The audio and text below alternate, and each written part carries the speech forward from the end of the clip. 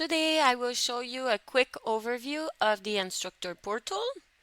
So the first step is to connect to the portal using the email address and the password. If you don't have a password yet or you don't remember your password, you can choose the option forgot password. Enter the email address associated with your account and the system will send you a link to create your password. Once everything is filled, you can click sign in. From here, you will see your schedule. By default, you see your schedule for today, but you can change the view on the right side to the week view, the month view. You can select a date as well.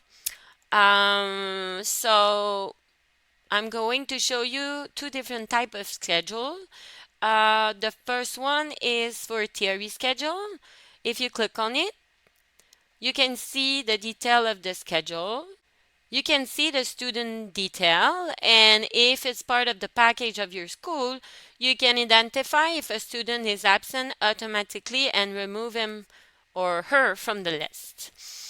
You also have an option called signature, allowing you to request your student to sign via their portal.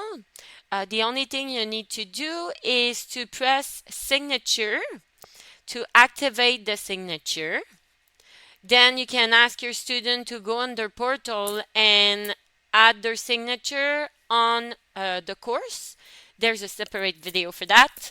And once the delay you decide for that is done, you click again on signature to deactivate the signature.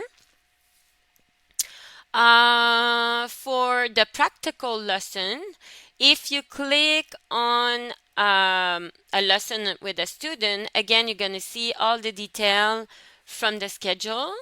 You can see the student detail with the phone number and email address. And you also have an option for signature, but this one is a little bit different. In my example, I already signed, but if you click here on the edit signature, you can request the student to sign on your mobile or your tablet if you are in the car and save the signature of the student to confirm that it was present for the in-car lesson.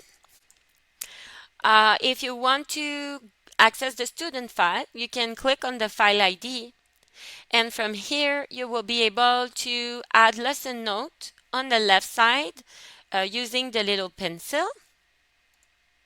You can as well access the student file, so the middle option here. If there was a already file on the student file, I can access them here. But if I want to add file, let's say you want to add a picture of the learner permit, you can click add file. You can decide if you want the student to have access to that file from the student file, or if it's only a file that school can access and the student cannot see it. You can browse on your computer, laptop, or tablet, even a phone, to upload a photo, a document.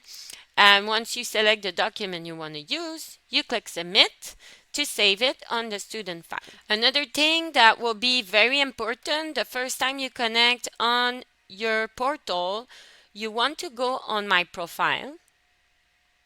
And from here on the right side, there's an option called update signature. You want to make sure that your signature is there.